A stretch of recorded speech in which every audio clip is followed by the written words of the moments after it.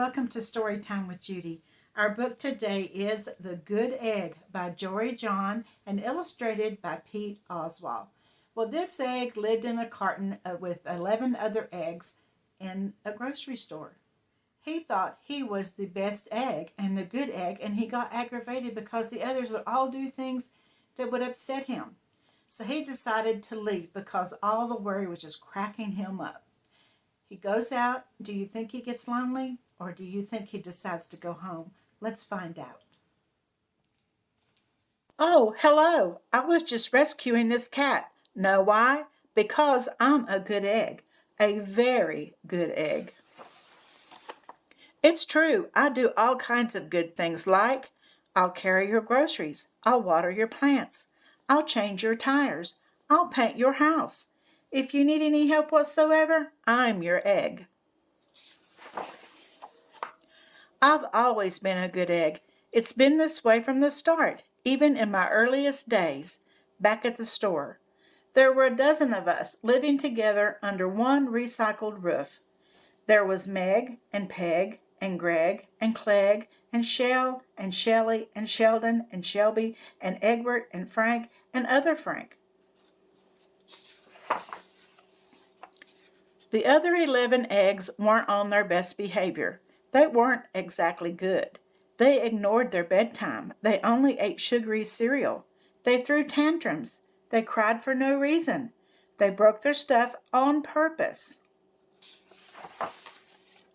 Meanwhile, I tried to take charge.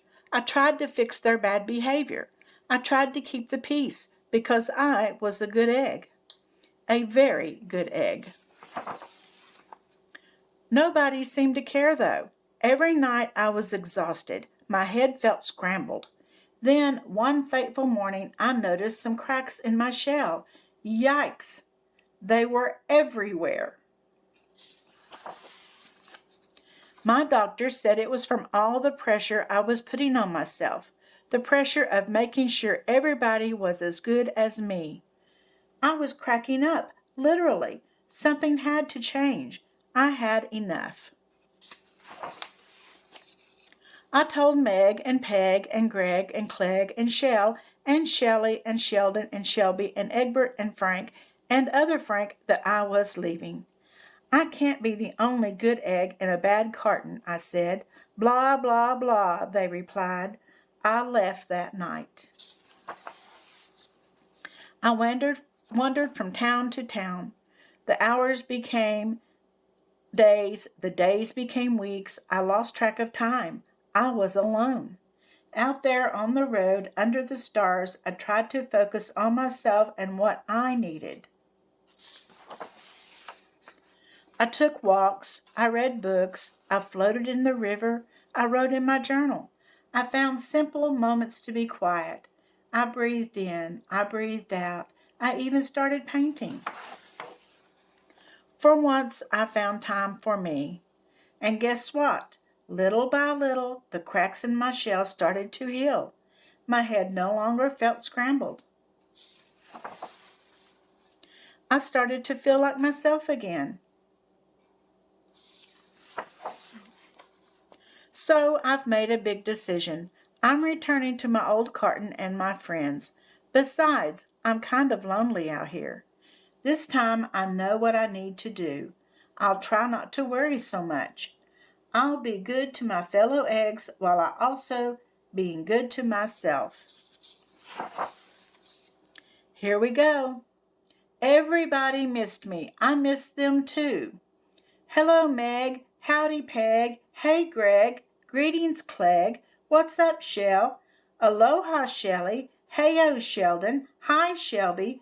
Good day, Egbert. What's happening, Frank? Howdy do, other Frank. Sure, every once in a while somebody's still a little bit bad, but it's not like before. Here's what I realized. The other eggs aren't perfect, and I don't have to be perfect either. I'm okay with that. Yep, the old carton is back together. We're a solid dozen again. It's good to be home. Well, Egbert, he decided that he didn't like being out on his own, did he? So he decided to go back home with the other eggs and just put up with their antics and not let it bother him. And that's what we have to do sometimes. Just don't let other people bother us, huh? Just do our own thing and take care of us. That's the best thing to do. I'll see you again tomorrow, and don't forget to subscribe and like.